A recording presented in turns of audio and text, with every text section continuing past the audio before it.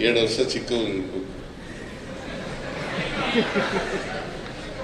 ನಾನಂತೂ 100 ವರ್ಷ ಇದ್ದೇ ಇರ್ತೀನಿ.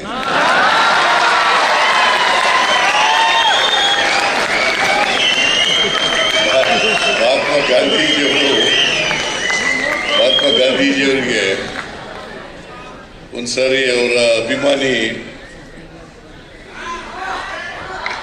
ಪತ್ರ ಬರೀತಾರೆ. ಏನಂತ ಅಂತಂದ್ರೆ, ನೀವು 100 ವರ್ಷ ಬಾಳಿ ಅಂತ ಬರೀತಾರೆ. ಅದಕ್ಕೆ ಉತ್ತರ ಏನ್ ಕೊಡ್ತಾರೆ ಗೊತ್ತಾ ಮಹಾತ್ಮ ಗಾಂಧೀಜಿಯವರು? ನೀನು 100 ವರ್ಷ ಕಡಿಮೆ ಹೇಳ್ಬಿಟ್ಟಿದ್ಯಾ, ನಾನು 125 ವರ್ಷ ಬದುಕಬೇಕು ಅಂತ ಅನ್ಕೊಂಡಿದ್ದೀನಿ ಅಂತ ಉತ್ತರ ಬರೀತಾರೆ.